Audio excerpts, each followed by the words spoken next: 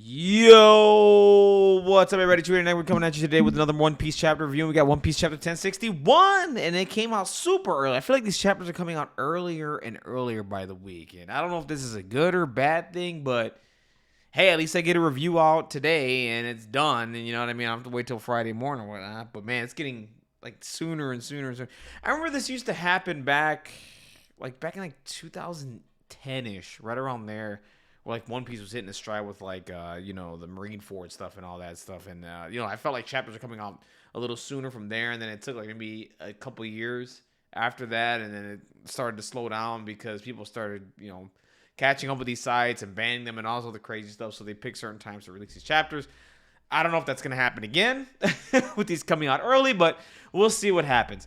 Anyways, guys, if you guys can do me a favor, dislike the video, comment down below, give me your thoughts on the chapter, subscribe to the channel. We'll have more One Piece content coming up. Let's review this chapter. So this chapter today, really cool chapter. We're getting to our next island here, and it's not what I expected, right? I was expecting we'd go to Albath, like starting off this next arc, this final saga, and then continuing from there. Doesn't look like that's the case. Where we're going, I am very, very excited about, right? So last chapter we started off, we find Jewelry Bonnie. She comes onto the ship, and they get her out of this warm eddy thing that or whatever. And what happens is now in this chapter, Luffy's trying to save Chopper and Jewelry Bonnie, and they see below there's this giant shark.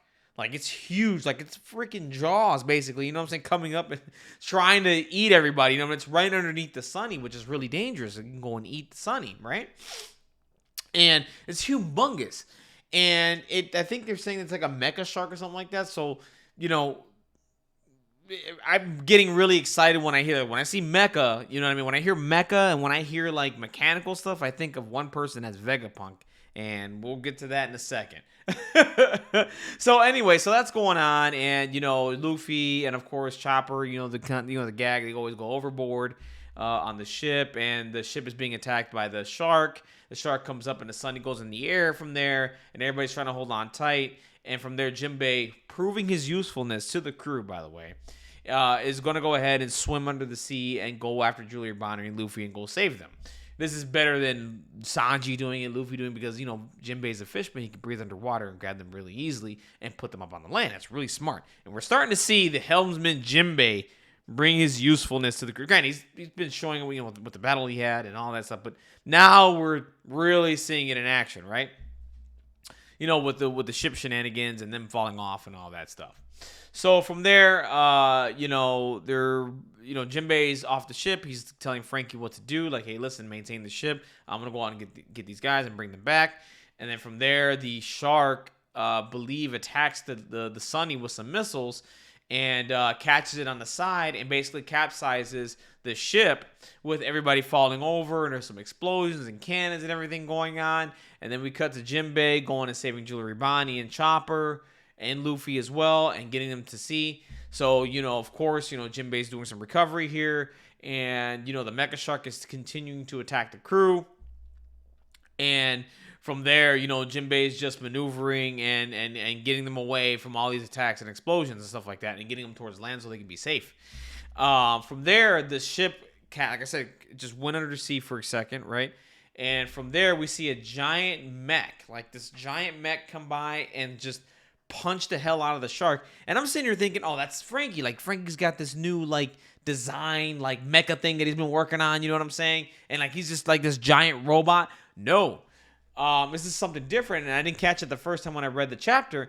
It says Vega Force on it. I'm like, oh my god, we're getting Dr. Vegapunk in 1061. 1059 wasn't crazy enough with Blackbeard. 1060 wasn't crazy enough with Emu. Now 1061, we're getting Vegapunk, the person I've been waiting to see this character for 20 years now. Okay, maybe less than that, but still, it's been a long time. We always hear about Dr. Vegapunk and the science that Dr. Vegapunk uses and all this stuff and how crazy and smart he is. And he made the Seraphims and the Pacifistas, all this stuff. And I'm like, oh my god, we're going to finally see Dr. Vegapunk.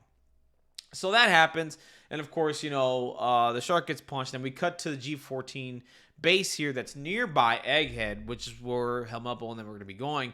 And from there, we see the kids that from Punk Hazard that Tashigi saved, and they finally made it to the island where they can be cured. And Tashigi, it seems like to me, Tashigi's giving them their medicine, and they're shrinking. They're not being gigantified anymore. Like, they're not as big as they were before, but they're getting shorter and shorter and shorter. So it seems like they're figuring out the whole gigantification process and curing it, basically, and helping these kids out, which is really amazing, which is awesome to see. And, you know, it is what it is. So then from there, we hear that Helmeppo's here asking for help so that he can go get Kobe because he's been abducted and they want to go to Beehive Island. And we see some new characters here. We see this G-14 Commander Vice Admiral Dahl, who's here. And, you know, of course, you know, we see another character here, Hibari, who's a sword commander along with Helmeppo. They will also work for sword as well. And from there, you know, they're sitting there asking, listen, give us a Seraphim. You know, we're right near Dr. Vegapunk's island. Let's go ahead. Let's get this. Let's go after him. Let's go after the pirate island. And, of course, they're saying, listen, this is Blackbeard's home turf. You know what I'm saying? Like, if we go over there and poke that beehive, there's going to be a lot of bees coming out, and we're going to be in a lot of trouble. And there's going to be a lot of resources. And the thing is, they've already mentioned the Marines and the government's stretched thin already. They've already mentioned that they're stretched thin, so they can't handle going up against Blackbeard right now, okay? They cannot handle it. So I understand what Helmeppo wants to do. He wants to save Kobe. Why I'm excited as the reader is because I think this is where we're headed next. We're headed for a Luffy Blackbeard confrontation over Kobe.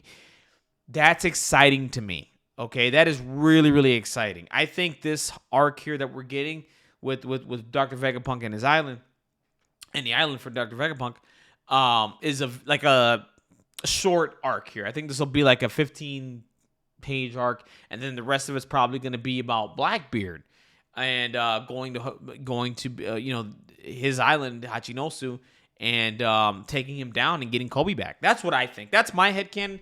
That's what I'm getting from this, and I'm excited for it. And I'm ready. If the next arc is Luffy and Blackbeard right now, let's fucking go.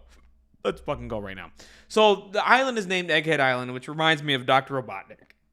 And, you know, him being Dr. Eggman. What is it, Dr. Eggman? I don't know if he has an egghead, but the point is that it refers to Dr. Eggman in my head. And that's how I think of it. You know, Vegapunk's a scientist making all these crazy things, just like Dr. Eggman is or was. And, you know, that's pretty funny, I think. So right now, they're trying to figure that whole situation out. We do see that Julie Bonnie is being introduced. She's reintroducing herself to Luffy, saying she's one of the worst generations. And, you know, and she's like, yeah, you don't recognize me at all? Like, whatever. He's like, oh, yeah. You know, it's kind of one of those things that Luffy's like, yeah, okay, I know who you are, I guess. And she mentions something about the poster and his white hair. And then Luffy's like, I only get like that when I'm the freest, right? Like, when I'm really, really free. And that's really interesting that he says that.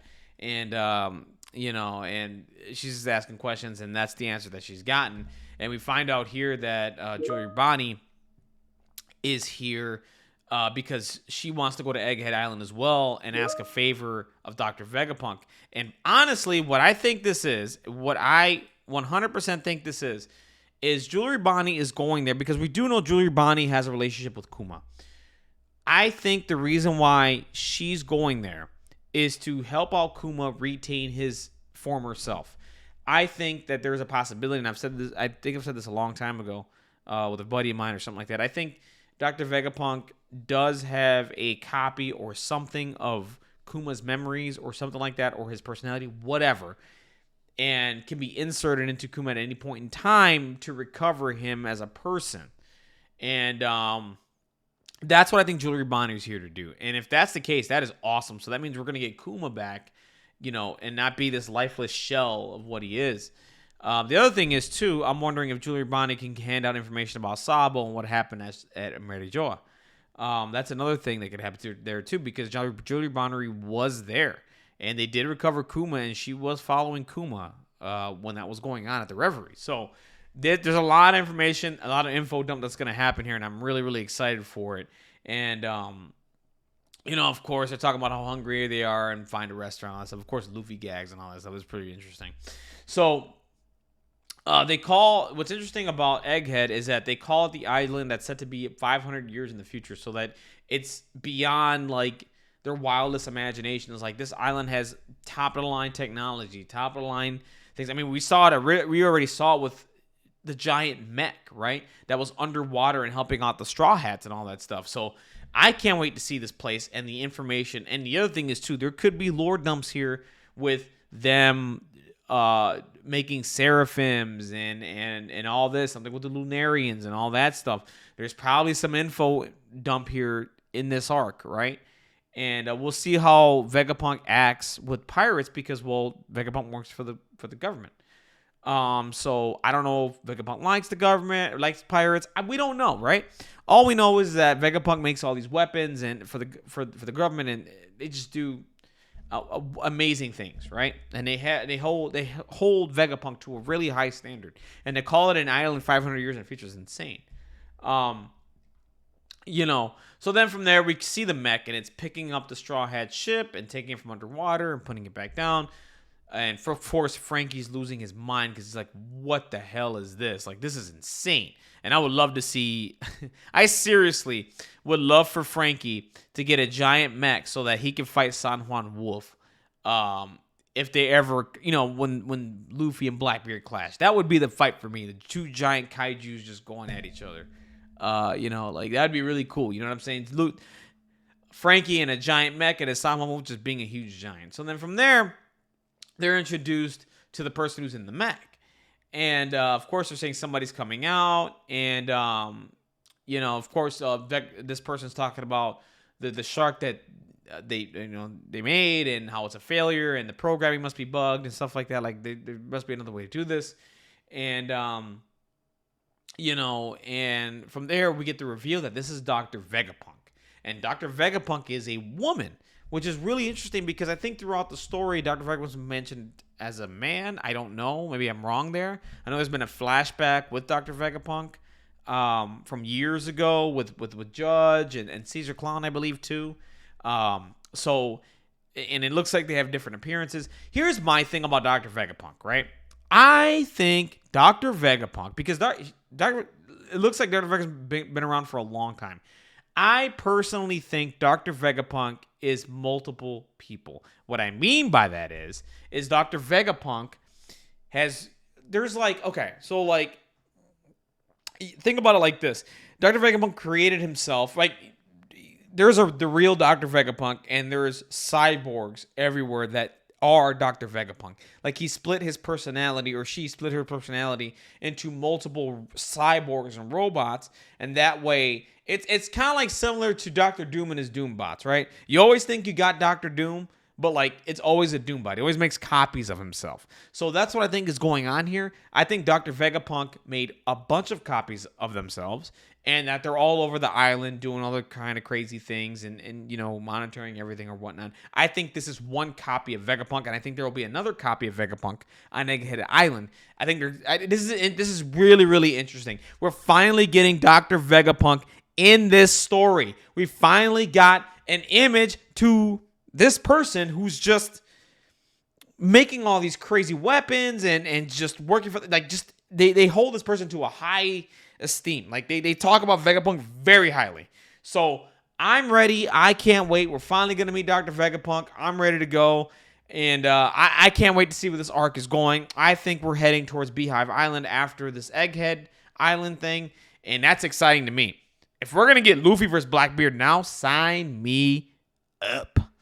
All right, guys, that's it for me. Have a wonderful, blessed day, guys. Take care. Keep reading One Piece. Let me know your thoughts down below. Like, dislike the video. Subscribe to the channel. We'll have more One Piece content coming up.